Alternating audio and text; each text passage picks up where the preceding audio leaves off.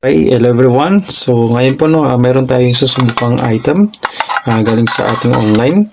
Kasi ito po ay yung ating laptop, ang gamit natin diyan ay SSD, solid state drive. Pero yung original niyan ay ito yung ating hard disk drive. Lagyan natin ng enclosure at saka para magamit din natin na maging external hard disk drive siya. So ito pag i-open natin, yan po yung kanyang yan. Okay, so ang iniisip ko kasi ay gagawin ko siyang secondary hard disk drive ng aking computer, laptop na hindi na kailangan ng ganito. So gagamitin ko na to sa ibang bagay, hindi dito mismo sa aking hard disk drive. Kumbaga dito ko ilalagay yung mga files, dito ako mag-save. So 1 terabyte din kasi ito, tatanggalin ko ito, yung kanyang circuit from SATA to USB port. So ilalagay natin yan dyan. Naghanap tayo ng item na pwede dyan na may convert yung CD-ROM drive, okay, or DVD-ROM drive. So yun po ay i-convert natin, tatry natin kung mag-work, okay, so, para mailagay natin to. So titingnan lang natin kung maaari siya. Sabay-sabay natin tingnan kung maaari bang maglagay ng ganito using our CD-ROM drive. So sige, openan natin yung ating item. So ito yung item natin, okay, so mag-open na tayo ngayon. Ayan, parating ng nakarang araw, sakong-sakong nandun ako kila mother kasi doon ko pinarik-deliver. Okay, so yan, openan natin. Okay, so the moment of truth. So sana mag-work ito. Sana tunay muna, sana tunay ito, okay. At sana mag-fit siya doon. Sinukat ko naman to kaya fit siya sa aking laptop. So ganito kasi ang itsura niya, dalawa kasi ang in-order ko. Ganito talaga ako pag nag-order ako ng isa, ginawa ko ng dalawa para hindi sayang, okay, para at least may reserve na ako. So ganyan pong itsura niya, yan, 12.7 mm. Yan, ginamitan pa natin ng push-pull roll or yung steel tape natin para masukat lang ng maayos. Okay, so itatry natin ito kung magkakasya, dalawang piraso po yan at sana parehong working. So yun lang, nag-post muna natin. Okay, so proper shutdown muna natin ang computer natin kasi babaklasin natin yung likod dito, ikakabit lang natin ito, okay, so yun.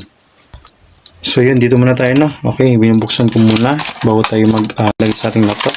Try muna natin kung makakapasok ba yung ating nang maayos yung ating hard disk drive.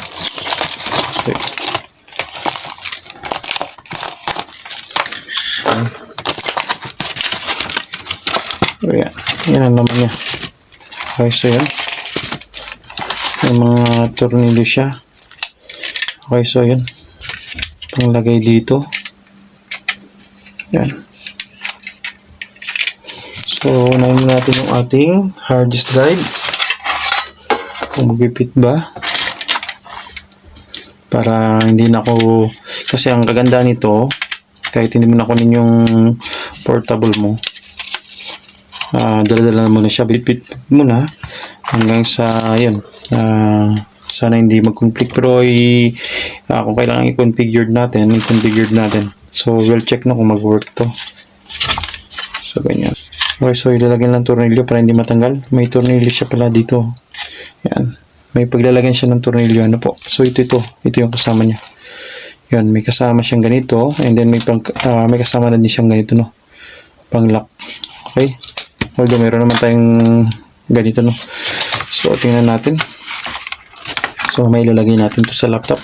Tingnan natin kung mag-work or hindi magkakaproblema yung ating computer, hindi magko-conflict. So ilalagay ko lang ito, tapos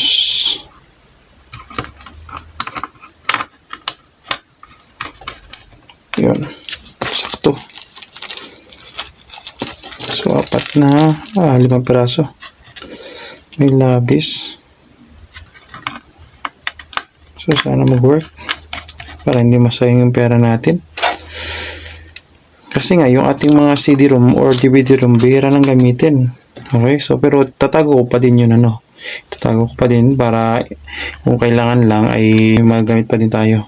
So yan, okay na. So proper shutdown tayo ng computer natin para maikabit natin ito. So ikabit muna natin ito,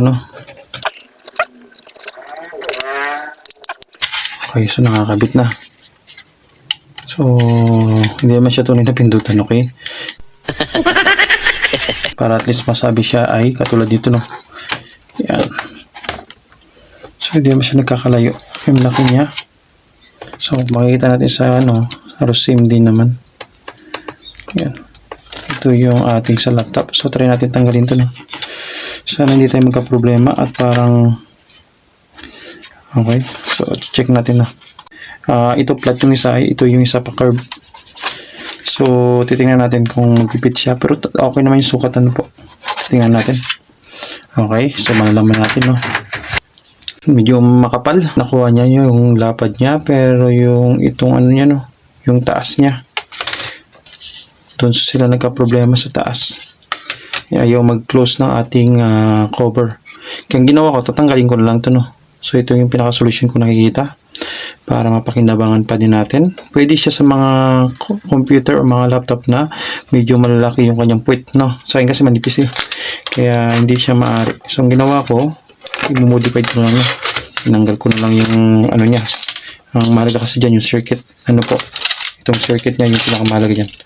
Okay, so try natin kung mag-work. So, check na lang natin kung mag-work. Okay, yan na lang ginawa ko, no, modification. Okay, so napunta rin sa modification kasi nga yung kanyang height ay matangkad compare sa original na ating CD-ROM drive. So, ganun pa man, yan po ay matibay naman, ano po. Nilagyan natin ng supporting dito, no, para hindi bumagsak. And then kinuha natin yung ito kasi yung may ano siya, no, may frame siya. So, kinuha natin to and then nilagyan lang natin yung foam dito. Okay, sa ating SSD. So, sana mag-work siya, okay? So, yun. Check natin, okay?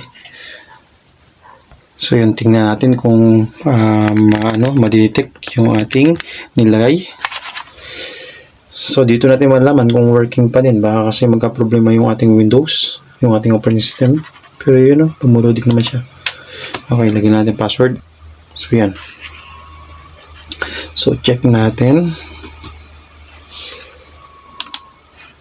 So, yun. Detected naman. Ano po? Kasi ito lang. Ito kasi ang original natin, no? Kung pupunta tayo sa Windows Plus R, okay? Para malaman natin yung properties ng ating mga disk MGMT. Okay? Disk MGMT. So, ito tinuturo natin sa mga trainee. Yung mga shortcut nito, no, marami tayong shortcut. So, yan, no, this mgmt.mc, si Microsoft Console, and then okay lang po tayo. So, dyan, no, makikita natin. Yan, detected na po siya. So, ibig sabihin, pwede natin itong i-reformat. Ano po? Tapos, kukunin na lang natin yung files para sa ating training at saka sa mga important files natin para hindi, yun, pili lang yung ating save. So, yun, no, nag-work naman siya. Okay? So, ito kasi dati cloning yan, ano? Ginawa ko cloning. Copy-paste lang or, using our third-party application, nagkaroon tayo ng another Windows sa pamagitan ng ating old Windows. Yun. Tawag doon cloning. Kaso nga lang, nag-reinstall ulit ako. So, hindi naman ako nag-reformat kasi nga may mga files tayo na bago na update doon sa bago nating SSD. So, kaya lang naman tayo nag-cloning kasi nga nag-upgrade tayo from HDD to SSD para bumilis yung ating system. So, yun, no, kasi nga napakahirap sa pagtuturo or sa online learning kapag mabagal yung ating unit. Ayaw mag-load, lalo sa mga ating ginagamit na virtual machine. So, marami pa tayong ginagamit na application, lalo na sa mga pang-online learning natin. So, yun lang po, no. Working po siya, no. So, okay naman. Pero yung advice ko lang siguro, kapag kayo advice ko lang siguro po kung kayo po ibibili ng ganito ay tingnan din yung taas niya, no. Hindi lang yung lapad, okay? So, sa seller kasi wala naman nakalagay doon, no. So, ang nakalagay lang doon ito yung lapad niya, okay? So, yun. Kailangan maging mapanuri. Tanong muna siguro sa seller, no, kung maaari bang ilagay ito kasi nga magkakaiba yung unit natin. So, may manipis. Sa akin kasi manipis, no, kaya hindi maaari ito. Kaya ang ginawa ko, tinanggal ko na lang kung makita nyo sa video natin. So, yun lang po, no. Okay, so medyo madilim pero mayroon naman tayong ilaw, hindi lang natin na